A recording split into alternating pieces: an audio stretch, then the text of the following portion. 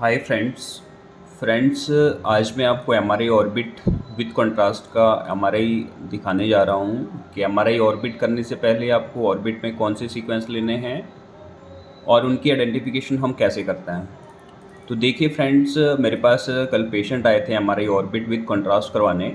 मैंने पेशेंट का जब हिस्ट्री लिया पेशेंट का, तो पेशेंट का ब्लंट ट्रोमा का हिस्ट्री था। पेशेंट का लेफ़्ट आई में कुछ ब्लंट ट्रोमा हो गया था पेशेंट को मे बी 6 मंथ पहले, और कुछ फॉरेन बॉडी आई के अंदर, लेफ़्ट आई के अंदर चली गई थी। जब मैंने एमआरआई किया तो एमआरआई में मैंने जब सीक्वेंस स्टार्ट किया, पेशेंट को जैसे ही हमने पोजीशन किया, पेशेंट की जैसे ही हमने पोजीशन करने के बाद 3 प्लेन लोकलाइज़र जैसे मैंने रन किया, तो 3 प्लेन लोकलाइज़र के बाद मैंने कुछ ब्रेन का एक फ्लेयर सीक्वेंस रन किया कि ब्रेन के अंदर कुछ अबनॉर्मल फाइंडिंग ना हो।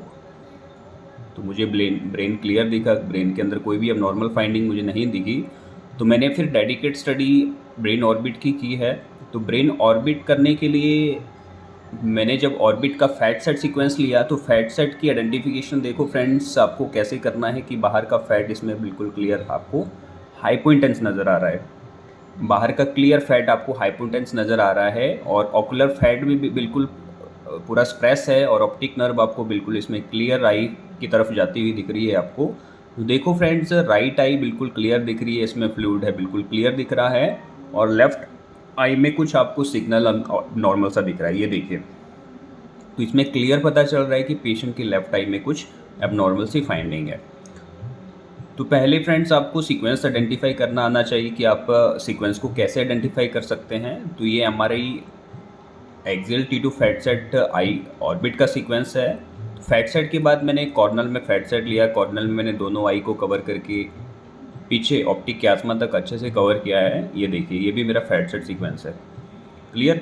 फैट सेट के बाद मैंने एक क्यूब सीक्वेंस रन किया है, जो थिन सीक्वेंस है आपका, जो हमारा 0.5 की स्लाइस थिकनेस पे रन होता है। तो इसमें मेरी दोनों क्लियर ऑप्टिक नर्व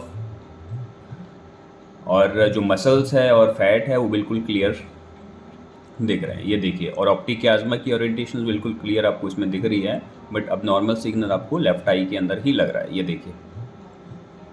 ये देखिए, ये मेरा क्यूब सीक्वेंस है, इसको हम क्यूब कहते हैं। ये थिन सीक्वेंस है, जैसे हम फिस्टा कहते हैं उसी तरह से ये क्यूब सीक्वेंस कहते हैं। ये T2 बेस्ड भी हो सकता है और फैट सेट बेस्ड भी आप इसको कर सकते हैं। क्लियर। तो इसमें clear optic nerve, optic muscles, optic जो हमारा ऑकुलर फैट है वो बिल्कुल क्लियर इसमें आपको दिख रहा है। और उसके बाद मैंने कॉर्नल T1 सीक्वेंस रन किया, तो T1 में मुझे मतलब हाइपर इंटेंस सिग्नल दिखाई दे रहा था आई के अंदर। तो ये T1 सीक्वेंस है ऑर्बिट का। क्लियर। और एक सेक्शन मैंने लेफ्ट आई ऑर्बिट का साइज सेक्शन लिया था, तो उसमें भी क्लियर आपको ऑप्टिक नर्व और लेफ्ट आई अंदर का ग्लोब्स बिल्कुल डैमेज होता हुआ दिख रहा होगा आपको, और पीछे ऑप्टिक क्यास्मा से पूरा आपको कवर करना है। ये आपका cess T2 fat set sequence है। और फ्रेंड्स, नॉर्मल से सीक्वेंस आपको यही रन करने हैं। तो नॉर्मल पहला फैट सेट सीक्वेंस रन किया है हमने, फिर कॉर्नल में मैंने T2 fat set sequence run किया है, और फिर मैंने एक T1 heavily T2 base sequence run किया है, जिसको हम कहते हैं cube sequence.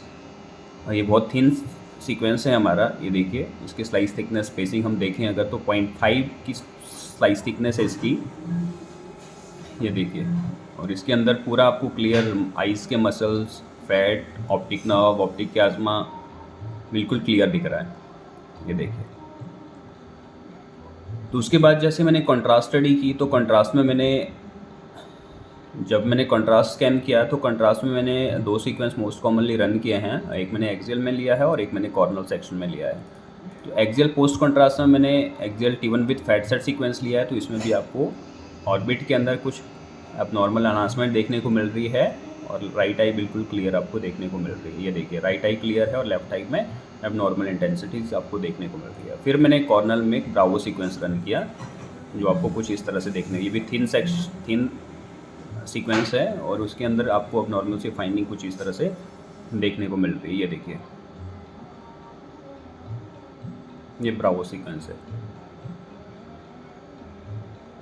Clear.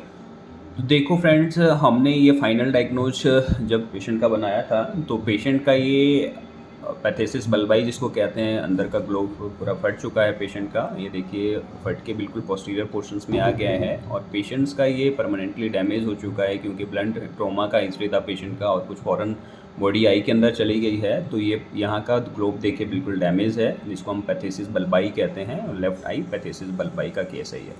Right I बिल्कुल क्लियर दिख रही है, उसका लेंस अंदर का फ्लूइड्स बिल्कुल क्लियर, बट राइट आई का अब नॉर्मल दिख रहा है आपको। This is case for phthisis bulbi and thank you.